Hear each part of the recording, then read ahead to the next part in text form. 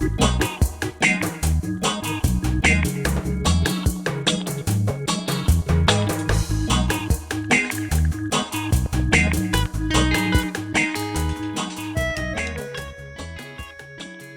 there, thanks for joining me on Rethink Real Estate for Good. I'm Eve Picker, and I'm on a mission to make real estate work for everyone. I love real estate. Real estate makes places good or bad, rich or poor, beautiful or not. In this show, I'm interviewing the disruptors, those creative thinkers and doers that are shrugging off the status quo in order to build better for everyone. And speaking of building better, I'm very excited to share that my company, Small Change, is now raising capital through a community round that is open to the public. Small Change is a leading equity crowdfunding platform for impact investment in real estate. For as little as $250, anyone 18 and over can invest in Small Change, helping to fuel our growth as we disrupt the old boys club of capital that routinely ignores so many qualified people and projects. Please visit wefunder.com/smallchange to review the full details of our raise and to make an investment if you can. And remember, investing is risky. Don't invest more than you can afford to lose.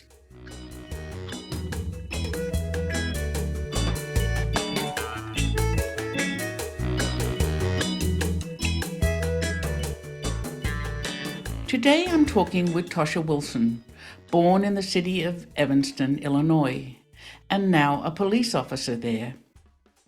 In 2018, Tosha and her cousin Jackie White had the idea of opening the Laundry Cafe, a laundromat that incorporates comfortable seating, fresh brewed coffee, a book room, and a yoga and meditation space. But finding a loan defeated them. They were turned down for every small business loan they applied to. In an interview with the Chicago Tribune, Tosha said, "Two professionals with decent jobs and good credit scores, and the bank basically told us, you don't have enough experience. I just thought, how in the world do you beat the red tape to get a dream to unfold?" In frustration, Tosha founded Boosting Black Business, an internet-based community group that helped raise over $100,000 for Black-owned startup companies throughout Chicagoland in 2020. Heidi Stevens of the Chicago Tribune named her as one of the 10 people that gave me hope in 2020. This grew into her current role as a co-developer of an $8 million project in Evanston called The Ox, planned as a 100% community-owned Black business hub. You'll want to hear more. If you'd like to join me in my quest to rethink real estate, there are two simple things you can do. Share this podcast or head over to rethinkrealestateforgood.co and subscribe. You'll be the first to hear about my podcasts, blog posts, and other goodies.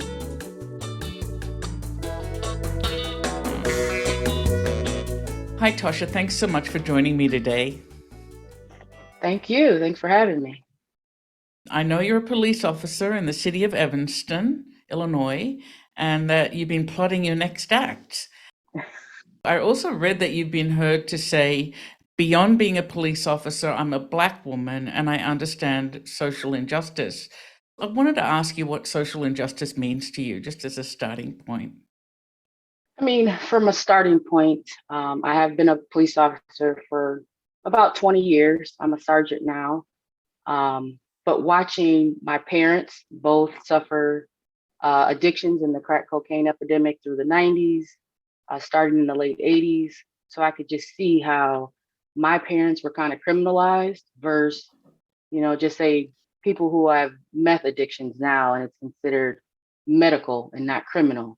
So there are just different aspects of how I see the world from these different bubbles and how those things try to, they actually pushed me to be a better police officer, understanding social ills, whether it's how we got involved in a laundry cafe and how it turned into the aux due to trying to get loans and being denied and, So schooling. there's many aspects to Many this aspects, yes. that touch your lives. I'm going to ask you about this as well. So what does community mean to you then?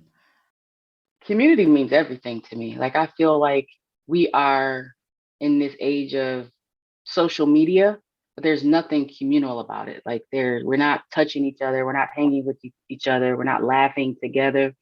We're sending laughing emojis, but we don't feel like that connection. And then I feel like we have lost that. And community used to be, if Eve was my neighbor and I was outside doing something I wasn't supposed to be doing, Eve had permission to say, Tasha, get in here and let me talk to you. And everyone would support you. And more than that, we actually had front porches, right, back then. Yes, yes. And we wave at people driving by. And I don't even know my neighbors that way. It's terrible. Oh, that's awful. Yeah. Well, I don't either. So, yeah. Um, so you have been plotting your next act, and the first part of that was the laundry cafe. Yes. What is the laundry cafe? Well, the laundry cafe was something I saw, like, just kind of surfing the internet, not looking for any business ideas. Let me mind you, I was not looking for business ideas. But I saw some laundromats in Europe that were just super cool. They were like the spot, not like these nasty, bug infested, no one's maintaining them sort of laundry where you go in there to clean your clothes in a dirty place. But I'm like, can you imagine if you could just do like this mundane, silly chore, but you can kind of hang out with people, drink coffee, sit on your computer, do homework. And I'm like, oh, what if we did like both? And so I had been thinking about it. And then my poor cousin, I just dragged her right on into this. And thankfully she was supportive. She became my partner. But we decided, like, our community needed this place. Like, we had so many places to go to as a kid to just hang out. And we thought, why not Evanston? Why not now? So in building this business, which isn't open yet, we're going to get to that later. What are the hmm challenges you've been faced with? Well, when we thought, let's make it an LLC, let's get started, let's make this a real thing. We'll need some laundry equipment, obviously. So we were willing to go to the bank, throw our social security numbers on paper and go for this loan for equipment. And the bank said no. And we're thinking, well, why not? We have, the collateral, we have the credit scores, we have jobs, we're secure in so many things. And they said, well, you don't have laundry experience. And we're like, oh, is that the end? I'm like, we're not washing the clothes, the machines are, but I think we have pretty good customer service. Being a police officer, It's no all matter about what people customer say, service, it's right? a Yeah. customer service business. And I'm thinking, we do this all day in the worst situation. And I don't think laundry would top what we deal with. So we didn't understand. And it kind of got out that we were denied, and the community like swarmed, and they were disappointed, and they brought the story to other people. And that's kind of how we started surfing our way towards the aux and the connections to different people. So just to finish up that story, did you ever find a bank, or is that still out there? No, we never found a bank. We never went back. We were kind of Very disheartening. yeah, we were just discouraged, and we're like, okay, let's take a step back. Maybe this is not what we're supposed to be doing. Maybe this is not the time. Um, and that's kind of where we just left it. But I did create a little community group on Facebook called Boosting Black Business. And because I felt that during the pandemic, if we're being told no, other people are being told no. So I was able to raise like $110,000 for 9 other businesses, just sitting in this room saying I want to help someone else. And the community, that's why I believe in community. When you have the credibility in community, they show up for you. And they showed up for me, and they helped boost a lot of businesses, and it was really cool. That's really fabulous. So, but then there's a really bigger story here, and that's what we're getting to, and that's the Laundry Cafe's planned home. Because along the way, you met you met someone planning something much bigger for Black businesses. So where is the Laundry Cafe going to be located, and what's it called? Tell me about it. So the Laundry Cafe will be inside a bigger facility called the Ox, and we met Lori Lazar and Julie Kaufman. And when I say we, it was myself and a couple of friends. We were sitting in a restaurant, and I promise you, I don't know these women from anyone else in the world. We're just sitting there. I'm eating. I'm about to put a sandwich in my mouth, and someone says, "Oh, that's Tosha Wilson," and that's Tiffany Holmes, who's another co-developer with the Ox. And we'd like to introduce you. And they go, "Wait, did someone tell you about us this morning?" And sure enough, someone had called me earlier that day to say, "I want to introduce you to Lori and Julie." And I said, "Okay, whenever." 11 hours later, we just kind of literally physically bumped into each other. And we have not been apart in the last 2 years. And along the way, we came up with the aux, which is short for the auxiliary cord. And that's why you have like this little thing here. But She's got to tell you, we're not going to do a video, but Tasha's wearing a T-shirt with oh yeah, the nice logo. the logo with the aux cord. Yes. Because we as people have to plug in, we have to plug back into each other, plug back into just connecting. And that's kind of like the symbolism of the aux cord and what it always has done for us. Before Bluetooth and all, we always had to plug in. Yes, it's true. So the aux cord. So what are you planning? This group of people who now got together 2 years ago. hmm Well, what we're planning is a business hub for healing, wellness, and racial equity. So we're using real estate.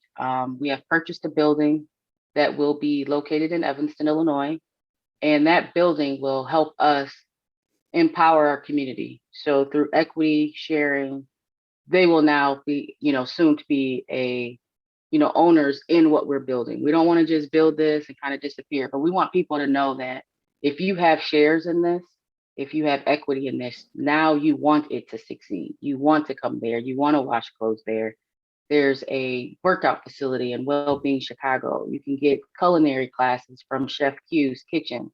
Get your hair done at Embrace Your Crown. Wash your clothes at the Laundry Cafe. Do yoga with the growing season. Go to a business class with Sunshine Enterprises. So we have created a circle of things that people can come enjoy. And we will have pop-up shops. So, hey, if you're that person who just cannot afford the brick and mortar right now, we're going to provide a safe space for the community to come and buy your products and build your confidence and show you how great you are. And that's our plan. That's the big audacious plan. And the building is a warehouse, right? A vacant warehouse that you'll be converting. Yes, it was a stinky vegetable cleaning factory. So when you go in there, you'll still get hit with that smell. Thank God they're starting some moves in there. But they used to clean potatoes and anything you can think of that went out to the local restaurants, but they needed more space. So they outgrew this 16,500 square foot building, and it was sitting there for a few years. People tried to buy it. It's really oddly designed. It's in a very odd space. We're going to call it like the hidden gem, because you have to look for it. But we walked in, and I want you to know we ignored this building for quite some time. We had a previous building, but we don't know what really happened. But we were going to make a deal, and then we went into the building, and shortly thereafter, the owner says, "I don't want to sell it to you." Oh, And real estate in this capacity is very hard to find. So we were really shook by that.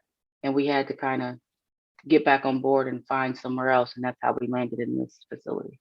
so this stinky warehouse. Walk me through the spaces that you're going to create, because you're going to have to really rip the guts out of it and start over, right?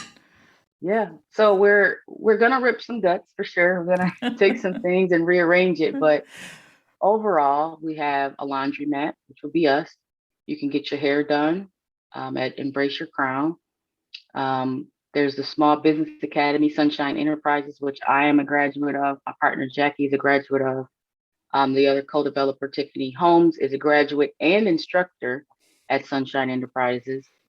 We just created a great deal between Sunshine Enterprises, Northwestern University, and the city of Evanston to make sure we have that incubation space that is supported by strong entities. Um, Chef Q is a CNN hero. She fed so many people during the pandemic, and CNN recognized her, and she'll be in her kitchen, in her commercial kitchen in the back of the building. And she also has like these hidden dinner, like Oh you know, yeah, the hidden. little private dinner Oh, pop-ups. Yeah, yeah, I yeah. went and it was fantastic. The growing season, which is our fiscal agent for the Ox right now, and that is with Lori Lazar, and she is about meditation and mindfulness and all the great things that just bring you back to a space of relaxation. And then there's Wellbeing Chicago, where they will have clinicians for mental illness, uh, therapy for self-esteem, working out, anything you can think of that completes the whole being. Wellbeing Chicago is focused on that.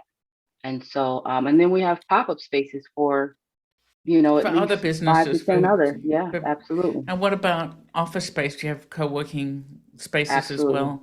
So it's So that really would be through Sunshine. a complete business center. And are all the businesses going to be black owned? Is that the goal? That is the goal, but we're also understanding of demographics, how demographics change, being aware of what's changing in Evanston. We're totally aware of that. I think our upbringing in Evanston, showed us that type of realization, 70 years ago. Um, so our focus is intentional. I'm learning in this process that sometimes it feels odd to say that your focus is Black intended.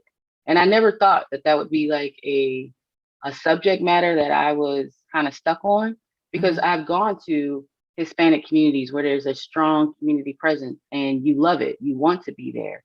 You want to eat their food and buy their products. In Chicago, you can go to any neighborhood and it's a strong base. And then as we're trying to create this base, people say, well, are you going to have, you know, other cultures in there? And then you want to say, yes, of course, but our intention is, you know, Black owned businesses. Yeah, absolutely. Yeah, I understand it. You love it sounds like you love diversity, but really the Yeah, point of this is to support black owned businesses it where has to be. It has to be. that don't get a chance in other ways, right? Yeah. I mean, when do So, you stop and are you able to say, I'm going to go over to this neighborhood where I know there's a strong Black presence where I can get the food and the culture, and I don't know a place, or even you just know? support a black owned business, right? Yeah, I don't know a place. Yeah. Right. So it's important. That's great. So, what's the team? Who's the team doing this? Oh, the team. Oh, our lovely team. So the Aux team is myself, Tiffany Holmes, Jacqueline White, Jabori Partee, Lori Lazar. We're the co-developers, and we have a great support system in Julie Kaufman from Fixed Development out of Milwaukee, and her partner Jessie Tobin, who's also with Fixed Development, and she's actually from Evanston. So the weird thing is, Oh, that's we didn't know interesting. Jessie, and then once we met, we're like, "Hey, did you go to school with us?" Sort of thing. So it was great. So that's our team. They really are pretty amazing fixed development. I've worked with a lot Yes, of developers and they're pretty extraordinary. yes. So the really interesting thing to me is the financing structure, which I'd love to talk to you about because, as you know, we have a crowdfunding platform, and what I've been seeing over the last year is more and more developers coming to us playing with this idea of community ownership. And I would say the Ox is the first one that really gets at it in a wholehearted way. So tell us about how this $8 million project is going to be financed. Well, due to inflation, it went from 6 to 8. Yeah, that's Same structure. So we use community-based funds, meaning like state, federal, city backing. So we got $1 million from the city of Evanston, $1.5 million from the state of Illinois. these are grants, right? They're not Yes, loans, they're grants, grants. Okay. absolutely. We are not interested in loans. These must be around job creation, these grants, right? Yes, Okay. yes, absolutely. So there were ARPA funds, there were things to get the base of business back going. So that was pretty much our angle in saying that a lot of Black businesses lost in during COVID, and we need to rebuild and be strong. We're raising money by using state, federal, and city funding. So we have received funds from that. Then we've also had strong backing with philanthropic donors who support this project and move forward. And then we also have a section where we're going to use crowdfunding for equity ownership in the building. And all three of those had to be strong. So far, we've raised a nice chunk of change from our overall 8 million. And we're very proud of our endeavor because last year around this time, we were like, what are we doing? And in that So it's 365 yeah, days, we pushed pretty hard and we're doing very well. And we think we can pull it together in this last stretch of equity ownership and additional philanthropic funds. And the state and city, they're still supporting us. that's fantastic. So my understanding is that anyone who invests is going to have a vote in the Yeah, management of the building, and those investors will eventually own the building 100%. So that the philanthropy and those donors and the state and the feds won't have any ownership say. So you're going to be a self-managed, self-owned, really community-owned project, which is astounding. that is correct. That is correct. It's Thank you. really pretty fabulous. Yes. And where are you in like building and I mean, what's the plan, the timeline? Well, actually, later today, of all things, we're meeting with the architects for our final, we always get that email that says final drawings and moving on to the construction. So once we get the permits going with the city, and that's always a Always challenge, as difficult, yeah. yeah, anyone who knows, and the city of Evanston is very diligent in how they make sure whether it's curb cuts to where this tree is going to be planted. They are Yeah. very diligent, which makes the city beautiful. But that is our next phase in just getting the process going. They've been testing the roof and the sewers and everything, and we are done with that. And we're so That's happy. pretty fabulous. So what's the goal for groundbreaking and what's the goal for opening the doors and moving in and for quitting your job? Look, that's an even longer story. We're quitting the job. Like groundbreaking, we're looking for the end of this year. So end of this month into November, we plan on having the groundbreaking. Our goal is to open a year from now, around Thanksgiving-ish time. Um, we know it's kind of probably hard to open during like cold winters in Chicago, in the Chicagoland area, but that is our goal right now, hoping that permits go through smoothly and we can get the process going. Would be great to have a Christmas like opening festival, Oh, right? Wouldn't it be fabulous? that kind of would Yeah. be cool. That would be nice. What's your ultimate goal with this building? And is it the last one this group will build, or are you already thinking ahead? We thank the process for making us co-developers. We've learned a lot. And do I think I could do this again? Do my partners? When you're in the middle of it, you're like, absolutely not. But I think when we see these doors open, the people happy, businesses thriving, community there, laughing, engaged, supportive, um, I feel like yes, we could do it again, and fixed development has given us a great blueprint for that, things that we can fix, things that we can make better, things that we'll do just the same.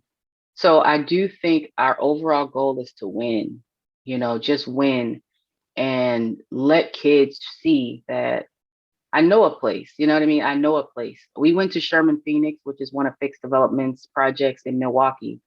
And that's the old BMO bank that was burned down. And, after a police officer shot a young Black man, and there was a lot of, protesting and civil unrest. And after this building burns down, they recreate this building. And I walked in, Eve, and I could not believe what I saw. And I'm from, a city that claims to be the most progressive city in America. And when I walked into this place, I had never seen anything like it, where Black businesses were everywhere. And it was love. It was, every face imaginable was sitting down and just being one. The police officers are sitting down eating. There are police stations across the street, so they came over to get coffee. They are doing it right in Milwaukee at the Sherman Phoenix. And why can't we do that the same way? Why does it have to be something I've never seen before? Why does it have to be something you've never seen before? So we want to make it normal. Our goal is to say places like the Ox and the Sherman Phoenix are, it's like the other businesses in the world. We're just business and good business. I love the idea of making it normal. I think that's I want to make it normal. Really what we're aiming for. That's our goal. I can't wait to see it. I hope I get invited to the opening. Oh God, yes. You will be there. And good luck with your fundraising. It's a really fabulous project, and I'm excited we're hosting it. Thank you. Thanks so much. We're thankful. So thankful. Okay.